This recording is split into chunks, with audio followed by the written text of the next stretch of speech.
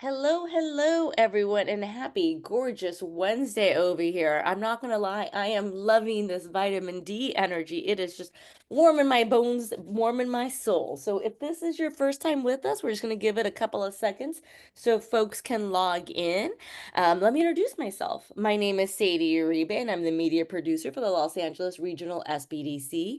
The SBDC is a national program with over 1,000 locations across the country, helping to stimulate economic growth through business advising and development. The LA SBDC offers no-cost services through funding provided by the U.S. Small Business Administration, SBA, and from the California Office of the Small Business Advocate. It's your tax dollars at work. The Los Angeles Regional SBDC network operates 7 service locations throughout Los Angeles, Santa Barbara, and Ventura counties. Our services are also offered virtually, and we are here to help. We empower small business owners by offering tailored solutions through personalized one on one business advising, cutting edge workshops, and comprehensive programs, all provided at no cost. We are dedicated to supporting your entrepreneurial journey every step of the way. Well, on that note, Lori, I am very excited because we get to hang out and have some fun today. We do, and welcome everybody. So glad to have you on the show. I was telling Sadie at the very beginning, I always kind of say what's on my mind today. On my mind today, guy, is electricity is a wonderful thing. I did not have electricity for 24 hours. I have to say I got through it all, but I didn't have a cup of hot coffee in the morning. You know what? And I proved something to myself. I survived. It's always good when you have to tough it just a little bit to let you know that you can get through just about anything, even no cup of coffee in the morning. Okay, guys, we got a great show today. A topic I'm really excited to talk about. I'll be giving you more information about that, but let's go ahead and get started. Okay, first of all, is anybody else other than me shocked that I'm saying March is around the corner?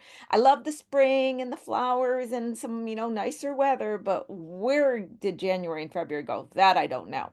So of course we got to have the financial literacy. I know I always talk about this. I like people to know this class.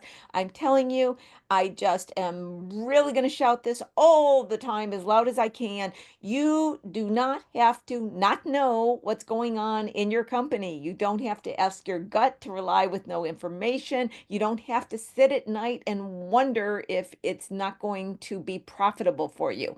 Now, the bad side is you will know it's not going to be profitable, but you can make decisions. And the difference between knowing and not knowing is one of my most favorite words in the vocabulary, and that is choice. When you know ahead of time you're going to get into a cash flow crisis or you're not selling at a high enough prices, all of these things, you have time and a choice to make a course correction versus backed against the wall with no options. So that's really what these series are about, is learn how to make models that you can create for your company so you can understand what's happening. And I am going to continue the best legal structure for my company and tax advantages because the TikTok world, I'll just call it that. I'm not picking on TikTok. Don't come back. Lori hates TikTok. No, no. I just use it as an example of, little bits of information being thrown out to a lot of people. It's YouTube, it's all the social media, right? And there's so many things out there like LLCs are taxed differently than a sole prop, and you get all these more benefits and tax credits. All this stuff is not true. And people get involved in these legal structures and then they find out, oh, I have to pay 800 every year, and all these things happen. So I will continue to have that webinar as well to go over the things so people kind of know what's going on. Okay, I got my full March lineup. You guys that are with me all the time, I only show you about one or two, right? I only get one or two done, but I got some important stuff going on in March. So I want to talk about all the different things that's happening. So next week in March, Dr. Keith Marshall is coming on, and he runs a treatment center in Altadena. And I recently met him because of the disaster loans, helping him to go through the application. And what I found in meeting him is what an amazing person, a fascinating story about starting his company much later in life, drive, perseverance, positive attitude. I just had to grab him right away and say, you've got to come on the show. You've got to come on the show and bring your energy with you. And you guys are just gonna love him. He is really fascinating and really talks to the entrepreneurial spirit. Now, Tara Click is somebody who said, hey, you got to have Tara on the show. So I'm going to meet her along with all of you. She has a company, When the Mind Clicks, and it's really going to be interesting to talk about what she does with her clients to help them to be successful, to help them to understand how to deal with mental things that come into our lives, challenges, how to get through struggles, etc. So I'm really looking forward to that conversation as well. I should have put Sebastian's last name. Sorry, I go by him Sebastian. It's DeVito. I got to add his last name. He is a fellow advisor at the Pasadena SBDC, and he's really up to date on small business funding, especially those microloans. We talked a little bit about it when Max was on. I guess that was last month. I'm losing track of time. So I asked right after that, I asked Sebastian to come on and really let's delve more into these microloans and these different other types of small industrial loans that are available to companies, especially now because you're not seeing the bigger banks doing a lot of the lending. I wanted Sebastian to talk about that. He really stays up on it. And Dahlia is one of my favorite. She comes on quite a bit and she owns DF Accounting Services. I had a conversation with her last week because of some client questions and client issues. And we started talking about all the complexities when you're using QuickBooks, mostly QuickBooks, but syncing any kind of data, issues that people were having with the accounting side of Cal Savers, trying to get that calculated correctly. When you have one of those like Shopify or PayPal loans, the incorrectness when that information doesn't come in, all this stuff. So I told you, with tax time right around the corner, it's the last chance for the entrepreneurs to be able to look at their documents and say, yes, this is right. Because I would love to tell you that your tax person's going to scroll through it and pick up anything that may be wrong, or chances are not. They don't see it. They're not seeing the numbers, and so they may not catch it. So you need to. So she's going to come on and go over some of those things. So yeah, you can tell, guys, we've got a full lineup for March. It's going to be a great month because I've just decided it is, right? But today is so much fun. I was talking before the show. I have been trying to get Chrys Harris of Topper Packaging to come on this show for over a year now. Now, some of you may recognize her name because she's in the chat all the time. Topper Packaging is a brokerage firm for custom packaging and warehouse supplies. Chrys also acts as an authorized representative of National Papers. The company sells boxes and warehouse supplies to customers as well. I'm going to start out by having Chrys go through her whole story of how she went from here to here to here and ended up over there. But I am going to just make this little tagline and we're going to work back into this. And the tagline is that customer service is almost like an old message you don't hear people talk about all the time, but it is not dead. It is not dead. In fact, in the small business world, it can be one of your biggest customer and competitive advantage. Okay. We are so sick. I don't know if you guys can tell me in the chat if anybody feels this way. Does anybody like, just let me speak to a human? Have you felt that way, right? And to have somebody that actually talks with you, returns a call, it can be a game changer. You're like, it costs a little bit more, but there's a human because it creates trust. And trust never goes out of style. Chrys, welcome to the show. Hi there. And Chrys has a beautiful background, and we were talking about that as well, and we'll mention that as we go. So, Chrys, I was going through what you had sent to me as your background and where you started, and I was not even going to talk about this. I was like, you have to. So I am going to start with this very first sentence before I'm going to say, Chrys, I want you to tell us a little bit about your background and how you got here. And the very first sentence, and this is the one Chrys wrote to me, guys, and you got to love this. I had a dream to become a movie star, or even better, a musical theater star when I was young. Chrys, take it from there. Yep, that was my first dream. Born and raised in Los Angeles. And my mother always wanted me to be an actress as well.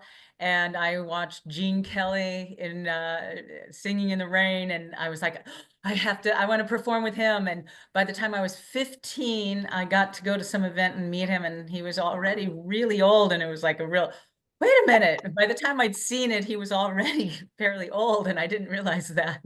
But yeah, that's where I started out. And I still love the theater, and love performing. But sometimes things don't work out that way. And I actually, one thing I did was in college, I took a pivot. Uh, I had gotten really tired of the business side of show business by that time.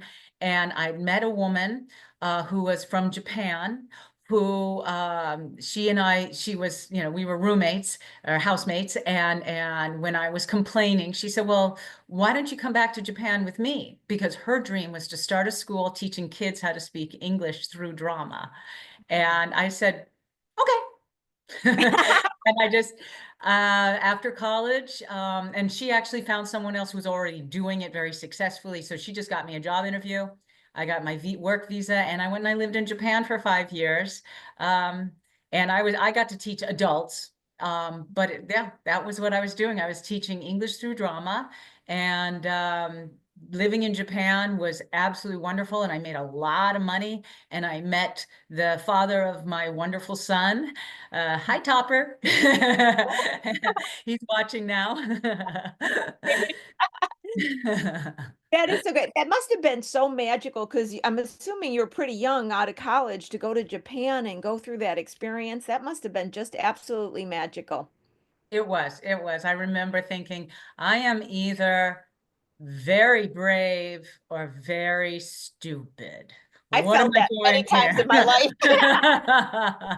But it all worked out great. Yeah, Well, and you could not meet Topper. You couldn't have stayed here and been some great hit on Hollywood. You had to go meet Topper. That's just the that's way it exactly is. what. Yep, that's right. History was made Okay. right there. So you come back from Japan. What happens next? Did you say, I'm going to open up a company? I don't think Oh that's what no, no. happens next. Not at Okay, all. So so let's start going uh, from there. the man I married a Japanese businessman, and his dream was also to go live in the United States, so it kind of worked out really well. His company transferred him to their subsidiary in New York City, and Okay.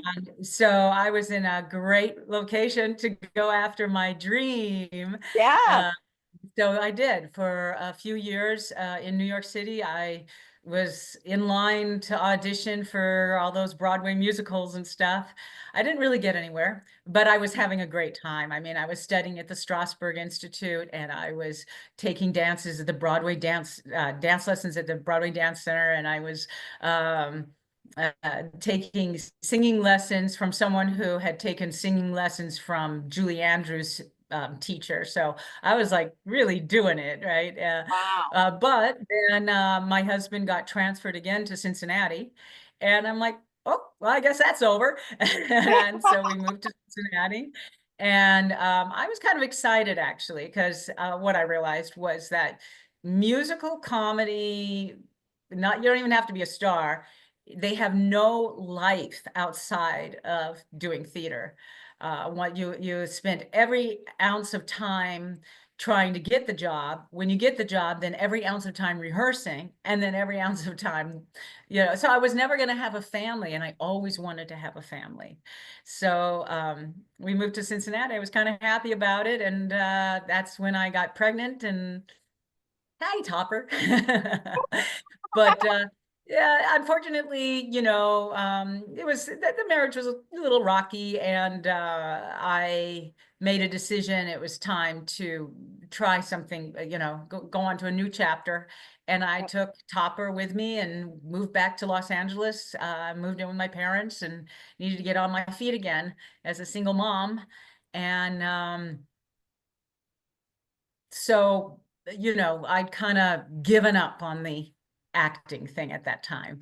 And I started getting my MBA, and I got a job at a company called Marfrid. And this Okay. company was both a manufacturer and distributor of packaging and warehouse supplies. And I Okay. thought, so I'm going to go sell boxes. And I'm like, me?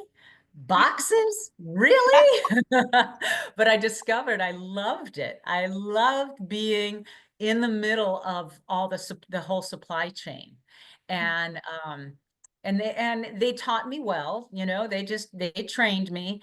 I had a wonderful manager who treated me more like a father than a manager, because he said to me, this company, now the company no longer exists, they were bought out. So, but he Yeah. said to me, this company, they have a bad reputation of hiring on people like you. You work really hard to build up your book of business, and then they say you didn't reach your quota and you get fired.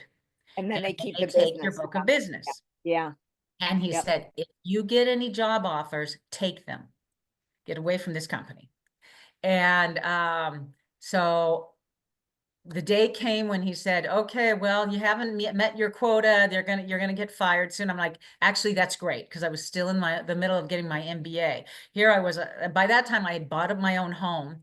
And so I was a homeowner, a single mom. I also, on part-time, I was an aerobics instructor.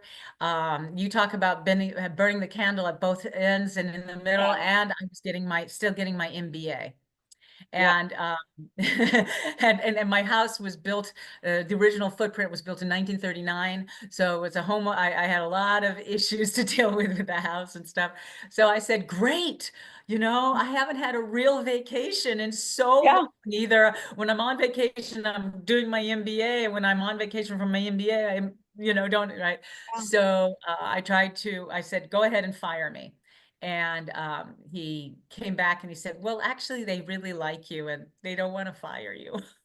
So Oh, I quit. And okay. he he then called me up and he said, actually, I have somebody else who wants to hire you now. And I said, really? Oh, okay. And I called and followed up and I interviewed and I got the job and started. I quit on Friday and I started the new job on Monday. So much for the vacation. Yeah. So much Yeah. for the, Yeah. yeah. You know what But I love about, it was a yeah. great company called Anderson Brimmer Paper Company. I Okay. really enjoyed working for them. I worked for them for 5 years. And all this time I kept building my book of business. And one thing I discovered, both with Marfrid, with Anderson Brimmer, with the other companies that I worked with, the system is, for salespeople, is when you want to quote, or you want them to process a purchase order or something, you bring it to the customer service rep. And the Okay. customer service rep is supposed to contact the vendors, get you your quotes, or fax the purchase orders to the vendors and stuff. I was on the bottom of the totem pole all the time. And so they would always take care of the other salespeople. And my customers were left out hanging. So I've quickly learned that if I wanted to keep my customers, I needed to do this all myself and not depend on the customer service reps. Okay. And so that's what I did. I started just doing it all myself while I was working for these companies. So I built up relationships with these vendors, in particular, the one that made custom foam packaging called Foam Company. And the manager there really, really liked me. And he suggested a few times I should go out on my own. I'm like, no, I'm not I can't do that. And so then I quit Anderson Brimmer because I graduated from my MBA and I had this idea that now that I have my MBA, someone's going to hire me for some executive position. Oh, That yeah. didn't work out. So I got a job at another company that did the exact same thing, and I was with them for another 3 years. And then they, once again, I didn't meet my quota, and they let me go. And I said, well, I guess I should start my own business. Okay. So I went on to LegalZoom and it was just like, click all the things. Okay, I'm going to do this, this, this, this. It set me up with QuickBooks. It set me up with a relationship with Bank of America and all this stuff. Just click, click, click. I went for the deluxe package, $360 later, 15 minutes later, I was in business. And it And already how kind long ago was that, Chrys? How long of, it ago? was March of 2015. I was going to say that was a bit, but that was a bit ago. You know, hearing your story, it's so interesting. There's so many takeaways that I'd like to unpack before we go from here. You know, it's interesting too because in our time period, we're both kind of in the same around the same age group. It was told so much that you were supposed to go this straight path. You were supposed to go here, pick a career, go here, do this. Luckily, it's not being said as much because as you were speaking, I was thinking about my own past. It's like how fun to have an exciting and diverse background, to have so many experiences. I think that's what makes us really alive and unique. And it also gives us the skills to transfer. I have to believe that in your everyday experience, you use your acting, dancing skills, what that means to have that type of personality. And a lot of times when I was asked by younger people, especially when I was teaching at a college, they said to me, if I'm going to be an entrepreneur, if there's one thing I should learn to do first, what should it be? And they're expecting me to say finance, right? And I always answer, get just any old dumb sales job.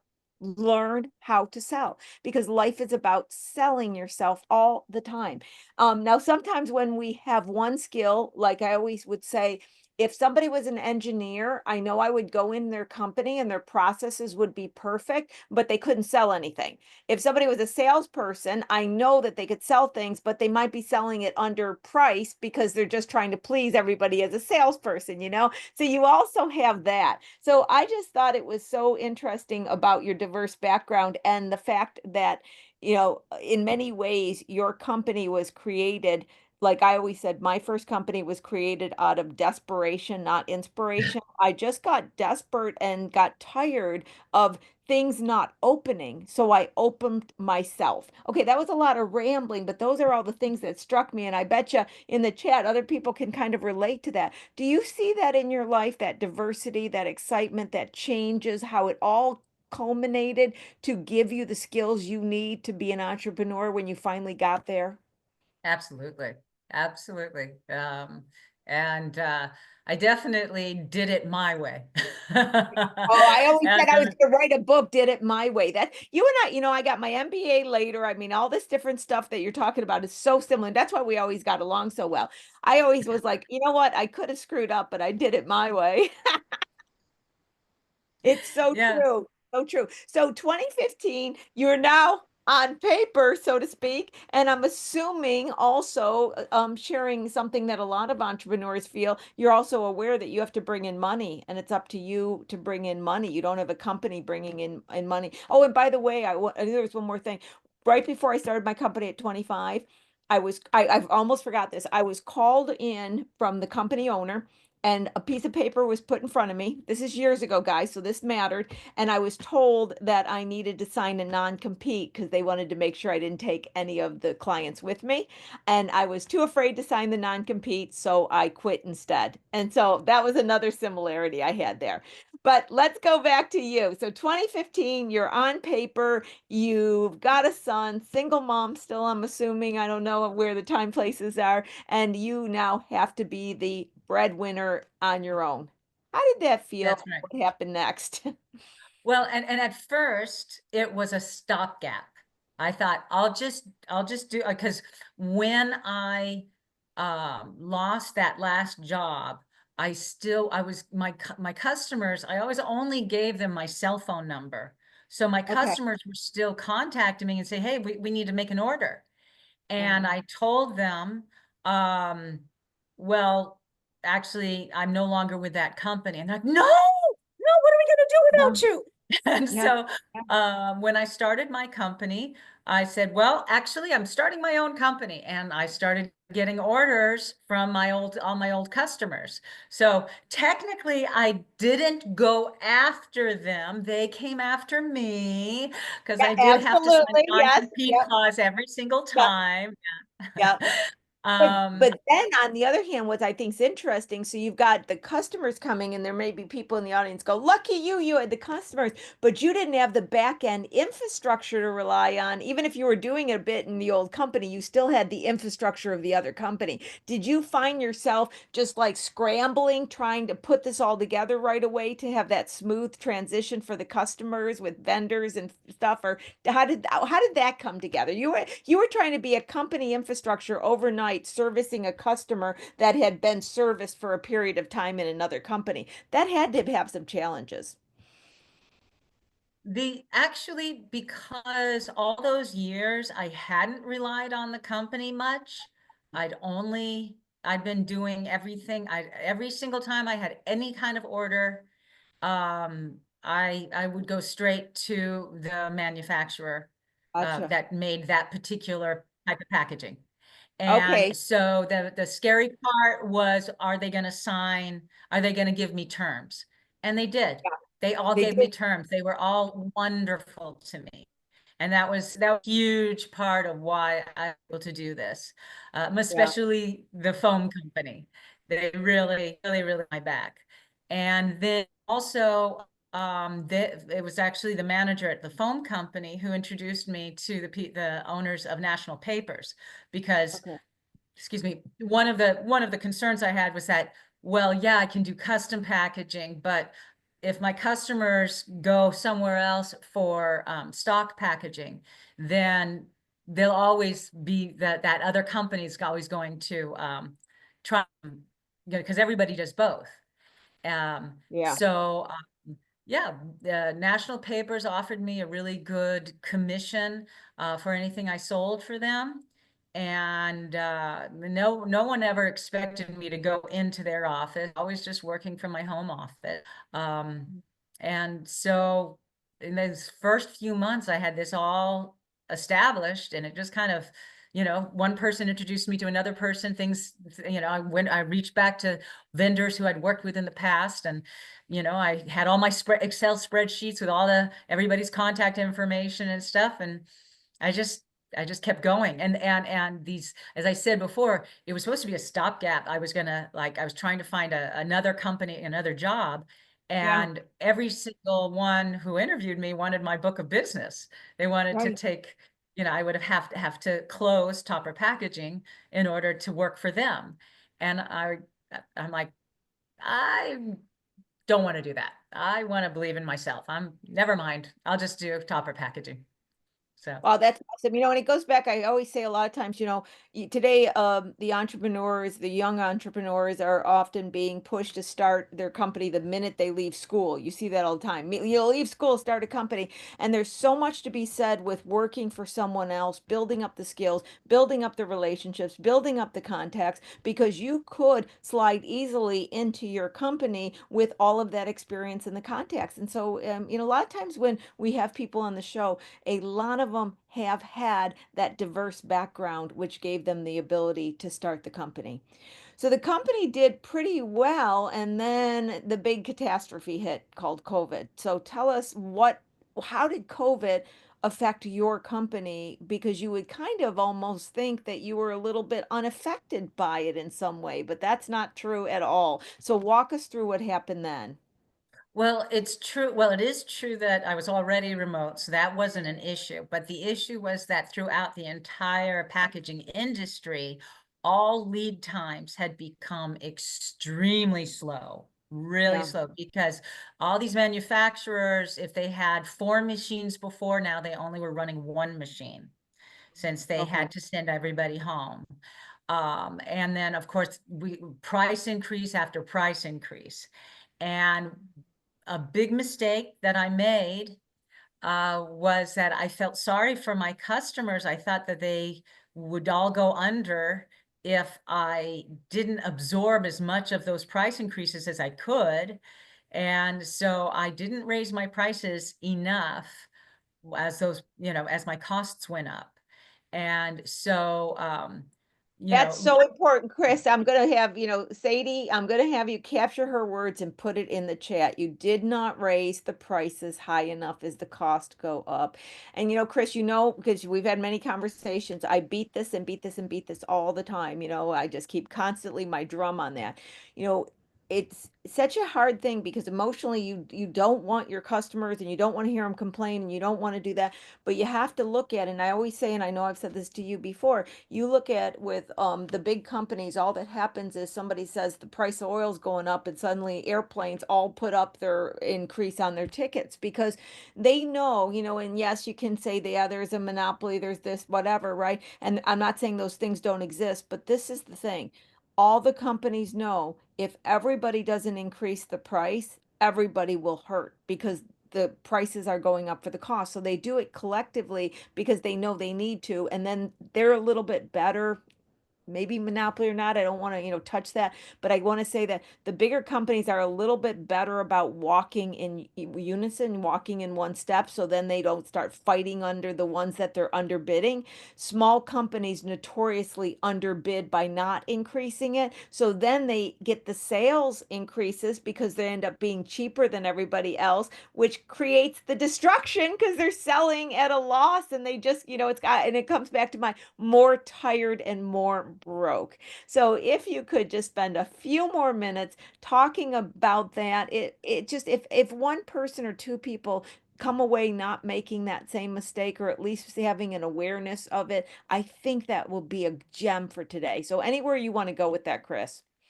Well, going back to the beginning, the one thing where I was really weak was taxes and bookkeeping. And I'll shout out to Dahlia. She has revolutionized my business. She's That's right. amazing. I forgot But she has. for all these years, I was like trying to do it all by myself.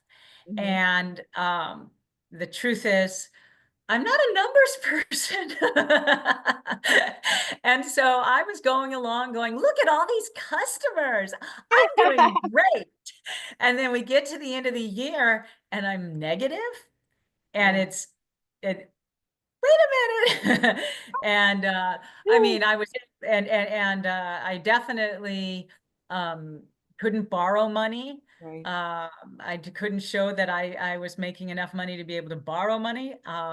The one thing that saved me was getting married to a man, my wonderful husband, Brian Harris, and his income was basically what kept us afloat.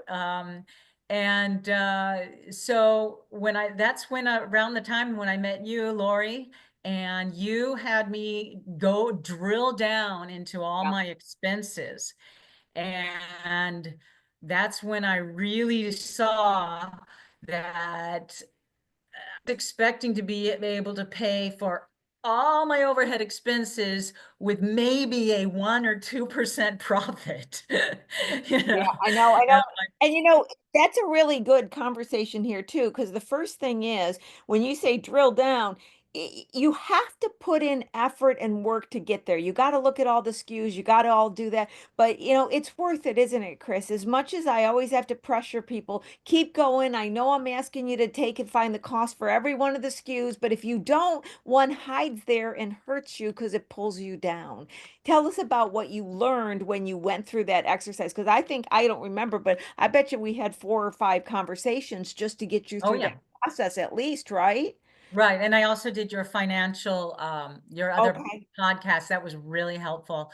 So yeah, I was able to see very clearly that what percentage of my costs were the overhead costs versus the cost of goods sold. Right. And um, and that I was trying to make live off of negative profit basically after you looked at those costs, after you really Right. drilled down things that I could not stop getting, such as internet service, Right. Right. Yeah. and Yeah. Yeah. yeah. And And you know what's funny? So everybody, she says she's not a number person, and I totally say get somebody else to do your accounting. But see, CFO, she knows. She knows. That's why you got to be the CFO. You don't have to be doing your accounting to just kind of get that.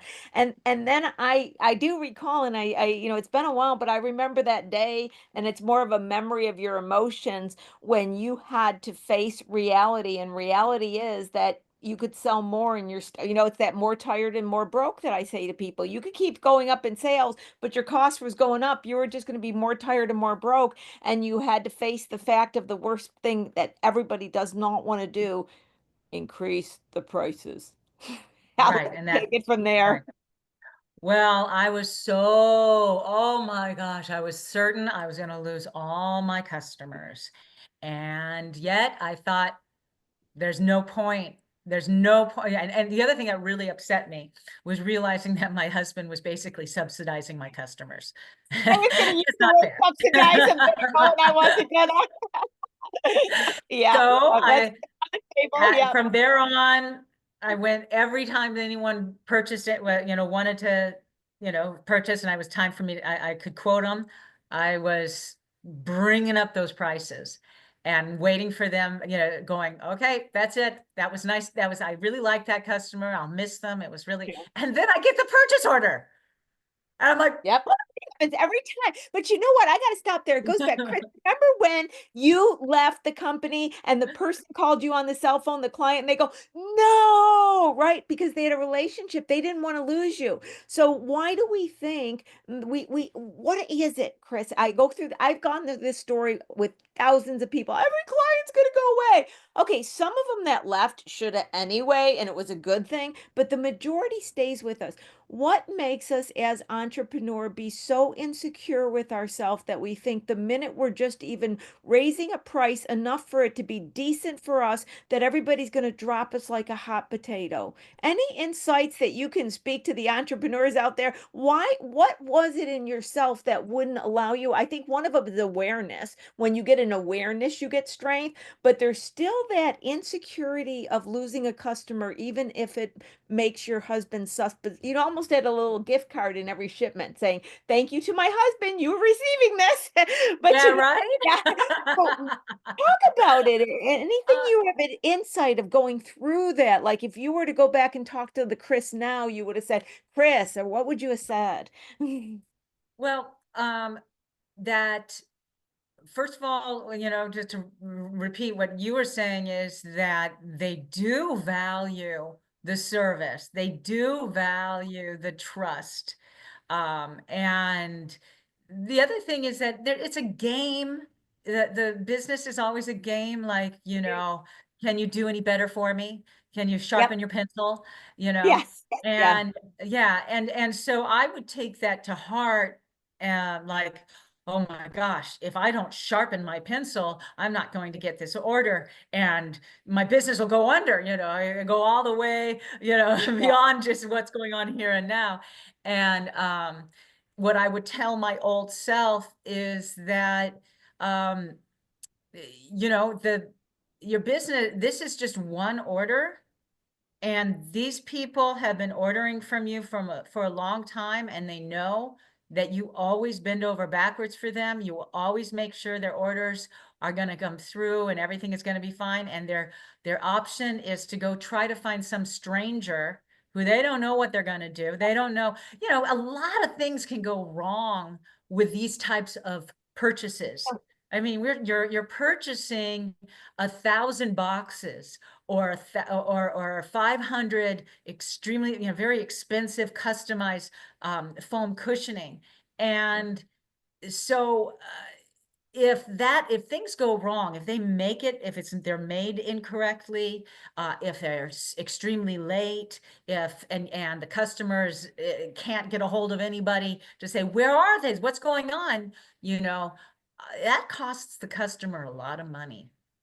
It does. So It you does. have to take that into account for And you them. know what's interesting? As individuals, like put us as the purchaser, we don't like price increases, but if we dug down, and I think, and you guys can tell me in the chat if you feel it's true, we kind of all expect it. We know whatever we bought last month or last year will be a little bit more. Like we kind of go down the road, but we hope that if we complain enough, it won't happen. But if somebody says, "I'm sorry, prices go up," we kind of are already conditioned to accept it. But then when we're Yeah.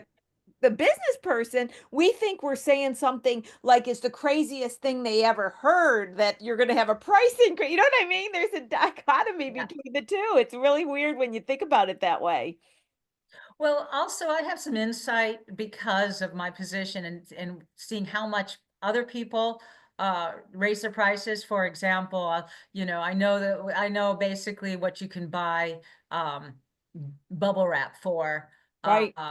when I get it from National Papers Yep. or National Papers gets it. And then I look at Uline and what they're selling it for, Yep. and their margins are huge. Yep. And a lot of people think Uline is the cheapest, and that's the way to Right. go. And a lot of times Uline can be very, very cheap, but that's how I know that yeah, um, I don't have to be on the razor thin margin all the time. In fact, I should never be on the razor thin margin ever again. Never. And when you look at, like you like to use grocery stores, you look at a Kroger and Albertsons, they're kind of the same. They get the same product from Cisco. They hire the same amounts, the same personnel. Even their floor plan is about the same, right? So, and they're usually not far away, right? So you really are competing. There's no really differences huge, right? And so they really are working on such direct competition. This is true of the bigger companies. This is not true of small companies. So I think that small companies, okay, you ready? I'm going to do a double here. Small companies need to act like big companies when it comes to processes and procedures and knowing their numbers. They got to act like big companies, right? But when they look at what they're offering and what they're about, they have to remember the uniqueness of the small company, and that has a value to it, and not undervalue themselves and try to price themselves at such a low amount. Would you say there's some accuracy in that kind of statement I just made? Yeah, absolutely. Absolutely. And there is a lot of value to the person, the buyer, to really know who they're buying from. Yeah, When you are dealing with a big company, you're just hello, customer service rep, or not yeah, even a human being, you're just online. right. And you're crossing your fingers that everything's going to go okay. Whereas Yeah, when my customers work with me, I actually, every step of the way, I am keeping the customer in the loop of what's going on. So they get I get the order, I process the order, I get the confirmation from the vendor of when they're going to deliver, because the customer will request a delivery date, but sometimes that's not going to yeah, happen. I immediately turn around, go back to the customer and say, this is the confirmed delivery date. Then the day before the expected delivery date, I'm on the phone with a vendor to say, hey, is it on track? Is it going to be delivered tomorrow? And a lot of times it's not. yeah, yeah, Or yeah, I find out that they delivered early. That's can be a problem if the can be, customer had it a can problem with be. that. Yep, yep, But then I go back to the customer and say, I need to let you know right away that the delivery that's supposed to come tomorrow won't be delivered tomorrow. They're running late. I will keep you in the loop. And I just keep hounding the vendors like, okay, what's the status? What's the status? What is that? I'm afraid sometimes they might find me annoying, but that's okay. squeaky wheel. There's truth in the squeaky wheel. There really is. Right. And see, and And that's what they're buying, is knowing somebody's watching their back. Really. yes, that's it. And then after it's all been delivered, after I'm aware it's been delivered, I always follow up with an email saying, hey, were there any issues? Please don't hesitate to contact me if there's any issues. Usually never any issues, but sometimes there are. And Let's get into the mechanics of how you handled the price increase. That's the scariest thing. People are like, do you tell them? Do you write a letter? How do you do it? And so, but what in your case, I know you're really close to the customer, so it was probably a little bit more of communication, but how did you communicate the price increase, especially you personally? How did you feel comfortable doing it? Walk us through a little bit of that. well, Yeah. usually, I kind of couch it with like, I really tried to absorb as much as I could, but I didn't, this was going to make me upside down. Maybe that's a little stretching the truth. In fact, it's usually stretching the truth. But that's how I couch it, is like, I'm going to be upside down if I don't. And actually, it's not that stretching the truth I if I don't think think about that's my that. overhead expenses. Yeah, I mean, upside down is even if you don't make it profitable, that makes it worth it. It's still upside down. I don't think there's anything not true about that. So just with, and I've talked to people about actually explaining. In fact, I had one person whose customer said, I wondered when you were going to increase prices. I kept thinking, how in the world are you doing that? Literally, a customer said that to him when he said it could increase. Oh, yeah, Yeah. yeah. Yeah. Yeah, yeah. And so it is, the increases since, especially since COVID, the industry-wide increases in the various materials, they have been coming fast and furious. Luckily, it's slowed down since 22, 20, no, it's still down a little bit since 23. Yeah. But it got to be kind of tough, um, telling him, I'm sorry, there was another increase, there's another increase. But now it's kind of like they're, a lot more comfortable with I don't get a lot of pushback, and just tell me what the new price is. I'll revise the PO. Probably have the wrong price, Chris. Please tell I me what the new price is. This is a beautiful thing. I'm so glad we're having this conversation because literally, Chris, one of the biggest things I see, and we've talked about this before, not to this degree, but with the entrepreneurs, I talk about it a lot with other advisors. I see so many small companies that they're never going to make it. They're going to increase their sales and they're just going to be more tired and more broke because their pricing is not high enough because they based it on a competitor rather than doing the analysis. And I love small companies. I'm like, guys, we got to get these prices up. We got to. And so I'm going to leave this and go to another topic. I can't with one more thing. So, Chris, you are now an advice giver. What are you going to say to those in the audience that may be considering the fact that they need to increase the price? What, any advice if you just give them what you learned and you said, hey guys, this is what, any words you want to give? Trust yourself. I Trust your love that. Trust yourself. Beautiful.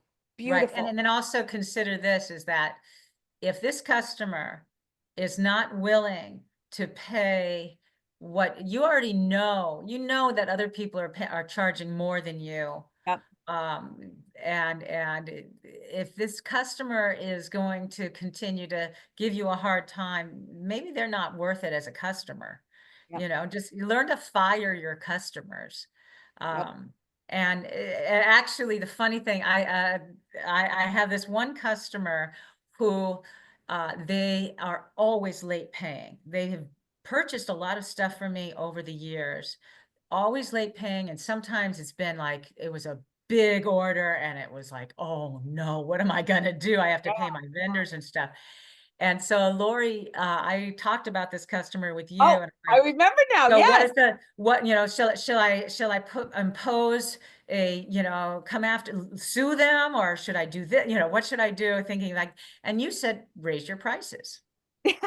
Right. And I said, oh, every time that there's this late, just raise my prices so that and then I'll have enough profit to deal with next time they're late. And Yep. so I raised their prices like crazy, like made me blush, they're still my customer and they still keep coming to me. I mean, it Yep. never, it's Yep. awesome. And my theory is if someone doesn't pay on time and not necessarily you're borrowing money, but you have to look at it as you have to borrow some of your own money to pay the vendors until they get paid. So you should get interest charges on the money that you are using. So that's why I was like, you need to get interest on that. And then Absolutely. another thing that I started doing, it was already like in the customer, when I gave someone net terms, I'd always have them fill out an application, credit application. And add on it, it said you're going to get charged for every day after the 30 net terms, 1% of the purchase order is going to be tacked on to what you owe me. Yep. And I wouldn't push that because once again, I didn't trust myself. I was Right. afraid that if I pushed that, they Yeah. would be mad at me and wouldn't want to be Yeah. my customer. I know. Yeah. And actually now I'm putting it in the quote, I'm putting it on top, this note on the purchase order. These are the terms. And if you are late, I'm going to start charging you. I have only come close to saying, I'm saying, well, now it's been you're 5 days late, and I would prefer not to do this, but as of Monday, I'm going to have to go ahead and revise the invoice to include the fee. I got paid right away, and they're still my I know. customer. Yeah, it is. It makes people don't realize how important cash flow is. We used to, okay, so in turnarounds, when I did all these turnarounds, and it's not a good thing. I'm telling you guys right now, okay? But when you come in a turnaround and company's in trouble, and so as soon as I say this, they're going to go, I knew people did that. As a CFO, I would not pay the vendors I could get away with. And I called it vendor financing. That's what you use the vendor money to finance the company, right? And I would tell the Yeah. controller, pay the ones that we really need or are going to complain, and then we'll pay the other ones as late as we could. And unfortunately, that's how these are big 10, 20 30 $60 million companies, but that's what I did in turnaround. And we always in the industry called it vendor financing. We're using the vendor's money to finance the company, right? It I happens. suspected that. I know. It's my turnaround days, guys. I'm sorry, but that's where I got all my smarts from. But I'm honest. That's what I did. But Anonymous just said, yep, it's that you raise their prices until they go away. Focus on the customers that pay on time. I've written articles for all kinds of publications over the years, and this has been a while, but I wrote an article about the need to fire your customers. And what happens when you first start the companies, you're usually not charging enough. And so the very first customers that are loyal to you is the ones you have to ask, because they're not, unless they'll raise, they'll go with you and they'll pay the extra amount. But a lot of times your very first customers are not the ones that can stay with you long term unless they'll pay more. But here's the exciting part, guys. So you just heard all that Chrys went through, and I love it. I want to say again, every single time we didn't answer the question with know your finances, although that's important. You said trust yourself, trust yourself, trust yourself. That's a beautiful message. Chrys, I did have another conversation with you not long ago, and it was so different than the other ones in the year. Let me think of the exact words you said. Something to Lori, I had the best year I've ever had. I think it was something along those lines, right? Yeah. So there's a success to this story, guys. Tell us Yeah. about how it started changing. You had the best year you had ever had since 2015. I don't remember if it was last year or what. Was it last year? Tell us about it. No, not last. It was, I mean, yes, Yeah, last 24, year, 23. Yeah. 24 Oh, was better, way better. 23, I was still in the negative. right. Um, But 24 and was the it was all exactly what I've been saying, where I raised the price on every single thing. Every time a customer yeah, had an order for me, I said, oh, okay, I'll get back to you. I'd say, here's the new price. And yeah, then I'd get the purchase order, and it was like, wow. So yeah, yeah, that's that. And I also want to say too is learning how to look at my finances, and also getting help from a really good bookkeeper, Dahlia, yeah, has also really helped me have more focus and not feel like I'm just sort of in a void, just, you yeah. know, taking orders, doing orders, and not really seeing where I'm going and what I need to uh And a shout out, I know Dahlia's with you. We're talking your name today, and she'll be with us at the end of the month. One of the things I like about Dahlia is that she knows her stuff. That's one of the criteria I have to be to ever even mention the bookkeeper. That's a given. But this is something I really appreciate about her, is she explains things to the customer, you being the customer, so you understand. She doesn't speak down to you. She takes the time to explain it, and you don't, and it's because she knows what she's talking about. A lot of bookkeepers don't, because they don't know what they're talking about, but it's that she knows what she's talking about and her personality and how she interacts with a customer. And so I want to go with this and saying it's not really that challenging to understand your numbers when you have someone who is explaining it and supporting you, from our conversations to Dahlia to whatever. And I think a lot of times people think numbers are so hard to understand in their own company because of the interactions with the tax preparers and different people that weren't that patient and kind to explain it. Do you Exactly. notice that? Do you think that's some truth in that? Oh my gosh, it's painfully true. And when I saw the first time I saw Dahlia was on your show, Yeah. and I was like, I need her. And um you know, oh gosh, I really my accountant at that time, I don't think he liked me. And I just felt very, very alone. The emotional part of Yeah. it was kind of hard on me too. I remember Um, that. Now that you say it, I yeah, remember that. But I hear it all the time. People say my every time I ask my accountant a question, they make me feel stupid. They don't, and they say it so they quit asking. That's terrible. Yeah, yeah. and it's information you need to know. And I think it's just gotten to this belief that numbers are impossible for anyone who's not a number person to understand. And that's not true at all. Especially if you're in the business, you have an intuitiveness about it. It becomes very easy. Don't charge this, go broke, can't buy quart of milk. That's how I always explain Absolutely. Yeah, yeah. But at the end of the day, yeah, I really listening to you really paid off, and raising my prices, and like now my feeling about my dedication to really being great to my customers is increased, if anything, and everybody's kind of benefiting Yeah, from yeah. all of this, actually. Yeah. So now going full circle with what I said at the beginning, saying that the customer service is not an old message, it's not dead, and I think it can be a competitive advantage. To what degree, just it was inherent in your personality, Chris, to care and follow through. That's you. You didn't try to be, okay? You couldn't have been any other way, okay? True. But in that natural nature in you, how much of do you think that the customer service allowed you to succeed through this whole story? My personal opinion, it's everything. I mean, from the customer Yep. staying with you and everything. But what's your take on it? And where do you think small companies could maybe look internally and either value the customer service they're given and don't realize it and don't put a value on it, or be a little bit one more step to make it a competitive advantage? Okay, well, part of it too is a numbers game. Like, not everybody's going to care about customer Right? service, but there's Nope. a lot of people who do.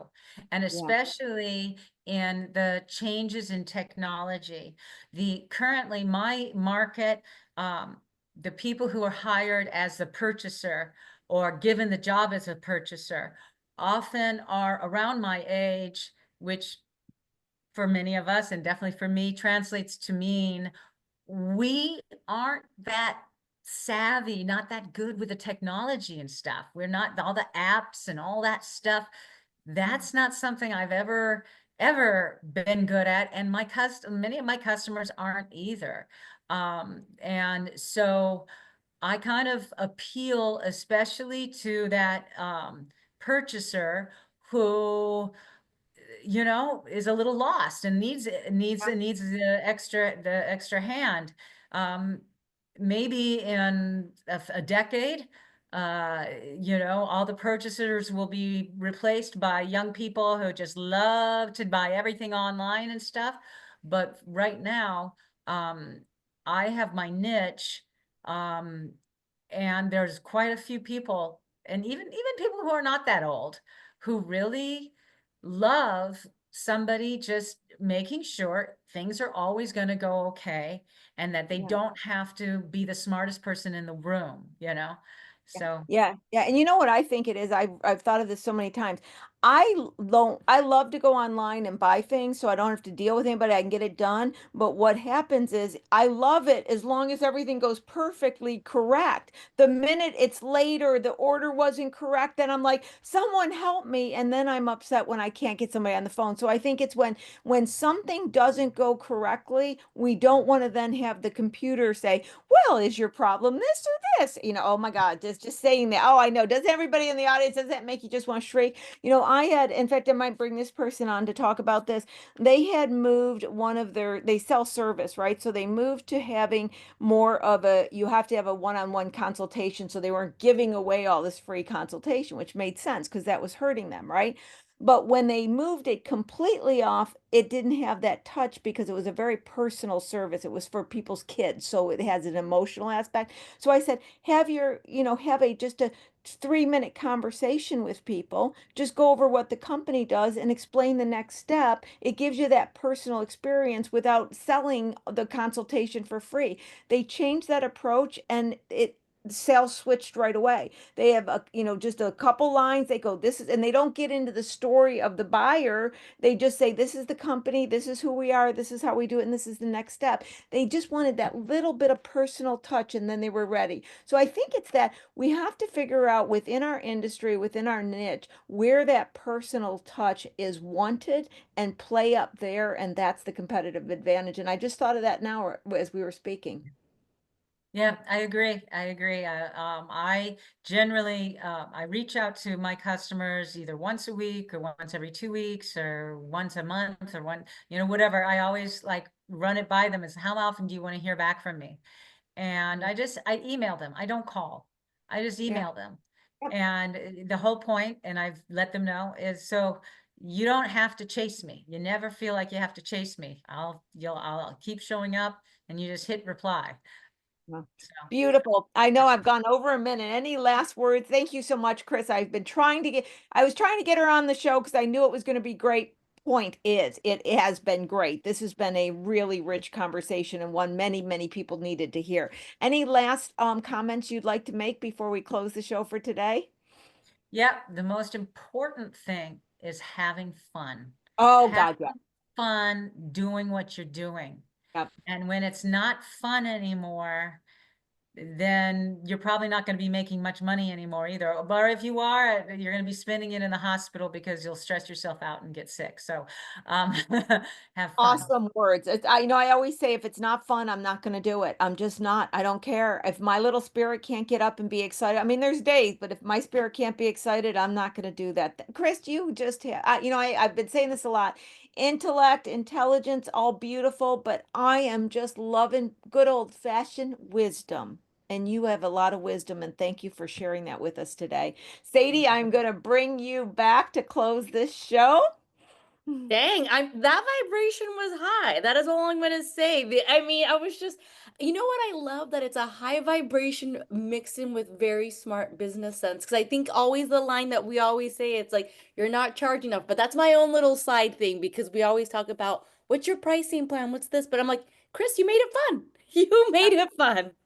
Yep, you sure did. Well, thank you everybody for being here. All my frequent flyers. I can see all the famous names in the chat. It's so good to have you here, which Chris will be back in the chat next week. She's always with us. Yep. I love that so much. So you'll be able to say hello to her in the chat. So thank you again, Chris, for finally saying yes to me.